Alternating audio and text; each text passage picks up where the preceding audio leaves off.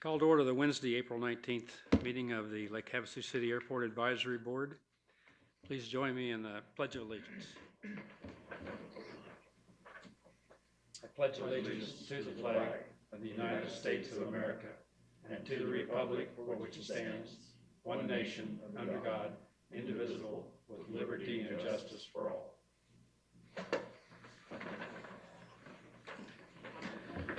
Ronnie, would you conduct a roll call, please? Shannon Stebbins. Here. Louis Worthy. Here. Stephen Huff. Here. Mark McKenna. Dave McNary. Jeff Sayer. Benjamin Strader. Here. Bill Boyer. Here. Thank you. Thank you. We have a quorum present. First item of business is a call to the public. We have no public present for this meeting tonight. However, if you'd like to attend one of our meetings, the first call to the public is for you to bring up anything that concerns the airport or the airport board, and you can have 5 minutes to talk about it. If there's an agenda item that you're concerned with, at the public hearing portion of our agenda, we make time for public comment about each agenda item. So the first item of business is the approval of the March 15th, 2017 meeting minutes. I would entertain a motion to approve those. Mr. Chairman, so moved.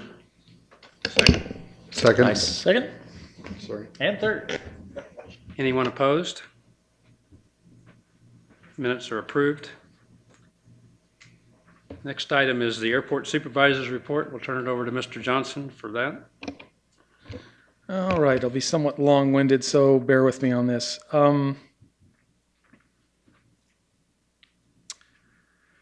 We have a C-130 that'll be here for the week. They're doing parachute drops down at Parker.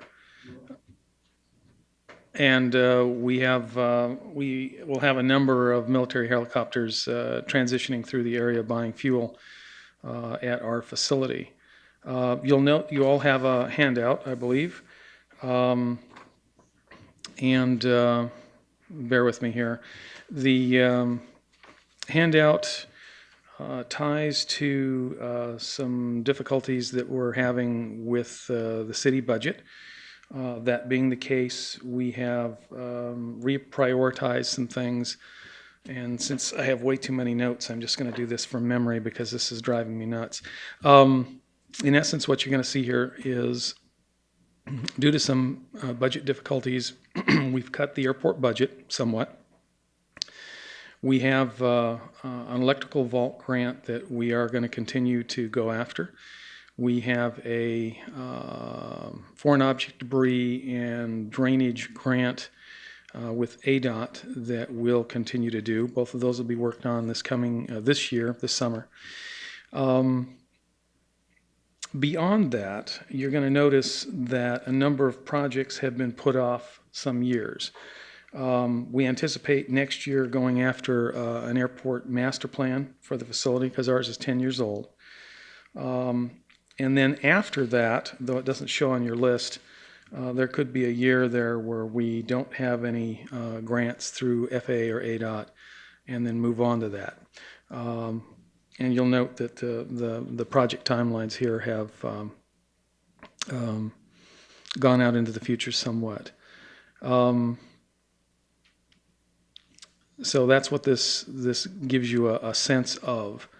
Now again, back to these other two projects we're currently working on, the vault and the FOD. The premise as we think about it right now is that we'll go to bid either in June or July.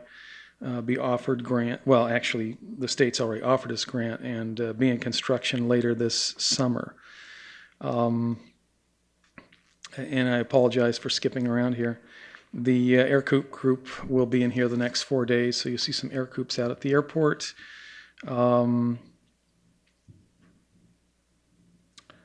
As I think I've mentioned before, the runway is failing. That was a state project a couple years ago. Some contractors were out to measure the pavement condition index. We expect to have a report in hand, hopefully in a month or so, possibly a little longer than that. This list I gave you, other than the master plan, which is the next project in, chances are, if indeed the runway is failing, everything beyond the master plan is going to be put out even further, because the runway is going to be a key item that we end up dealing with. Some internal changes. I am, well, the engineering department of the city will now be handling airport CIP and grant construction projects. And that's as of a meeting about a week ago. I'm not 100% sure what the details of that come to, but that's the new reality. FAA and ADOT have sent out their paperwork for ACIP meetings in regards to projects. That's one of the reasons I drew this list up that you have.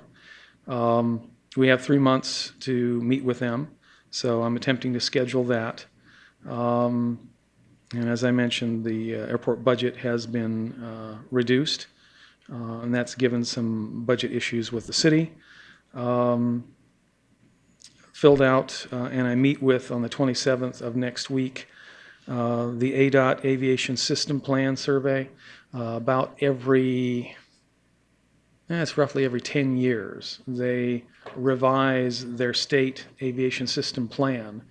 And part of that is going and visiting with each airport and getting into the weeds, the details, and what's going on, and then approaching airports from a system-wide standpoint, statewide.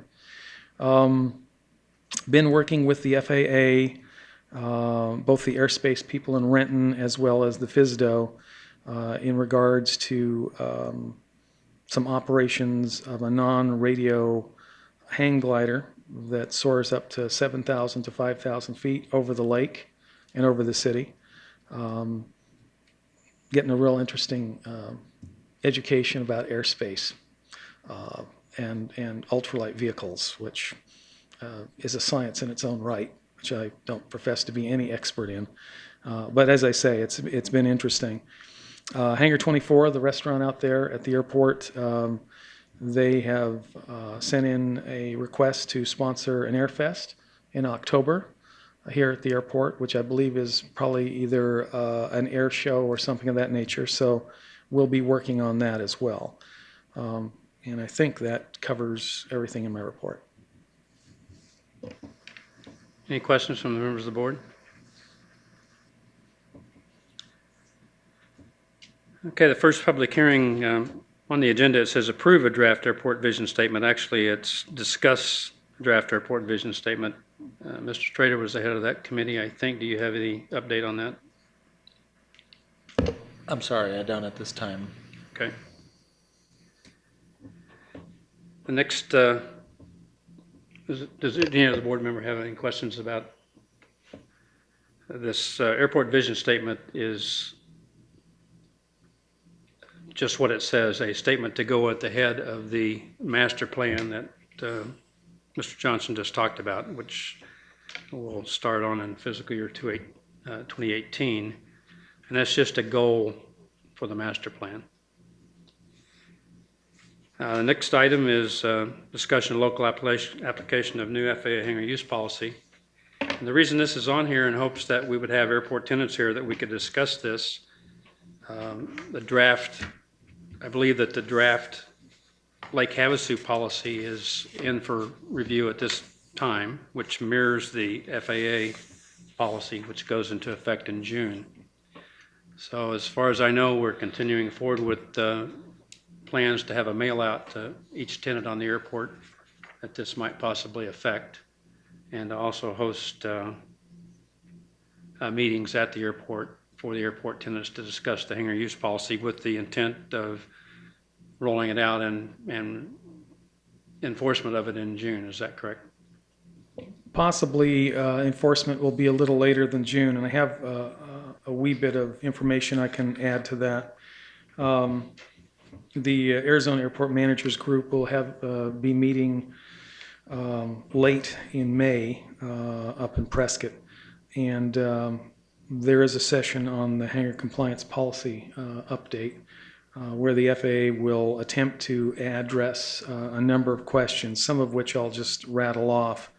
I mean, this is getting into the weeds and details, but as we go down this process, a lot of it's going to be detail-oriented. Some of the questions, well, actually, FAA's been warned these questions will be asked. So even if I'm in the audience, they will be asked. But some of them are like this. What percentage of a hangar can be non-aviation use? What size vehicle to from home can be parked in a hangar? In other words, bus, RV. I mean, they're valid questions when you start getting into it. Will this policy apply to all hangars, that is leased hangars or privately owned hangars?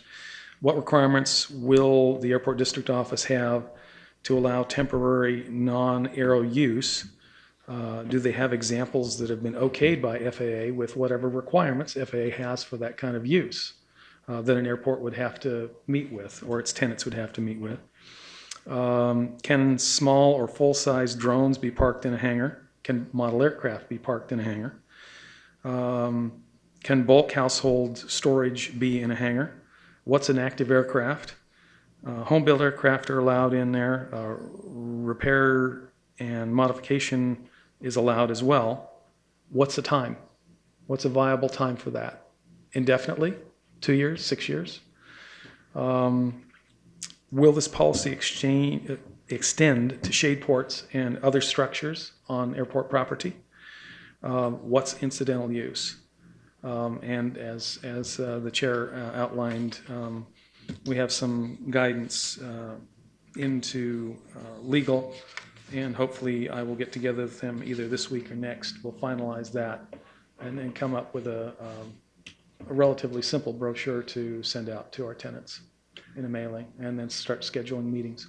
Just to comment on a couple of those questions. As far as the recreational vehicles go, the Lake Havasu ordinance requires permission from the airport manager before a recreational vehicle can be stored at the airport. So that's one thing out of the way. And the lead-in to the FAA rule addresses household goods storage and absolutely forbids any household goods storage. So I think those two questions from the FAA will be pretty easy for them to answer. Any other questions?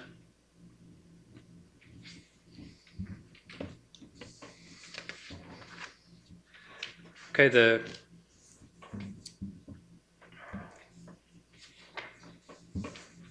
next meeting is Wednesday, May 17th. Entertain any future agenda items.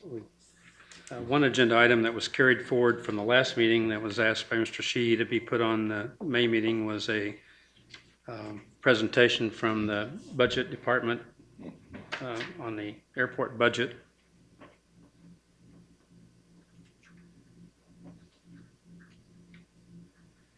I'd like to request that the hangar use policy once again be on it, and perhaps in the hopes of having airport users here to discuss and maybe answer some of these specific questions, or at least give them a place to go look for the answer.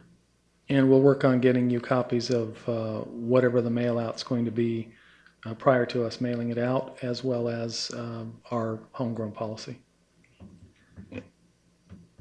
Any other agenda items you're aware of? I guess the vision statement needs to be transferred forward. Yes.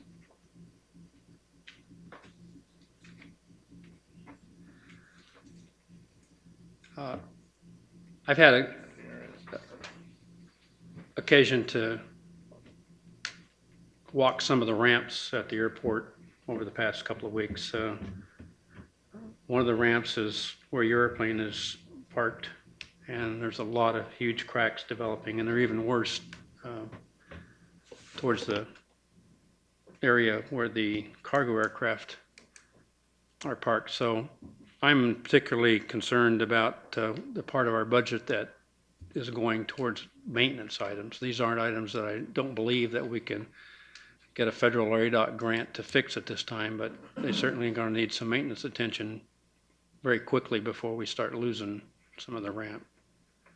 So if we could talk about next month just our maintenance posture and where we're at on maintaining our physical facility. I'd like to see that on the agenda with no objection. Any comments from any other board member? With that, I'd entertain a movement to adjourn. Mr. Chair, so moved. I'll second. Without objection, we are adjourned.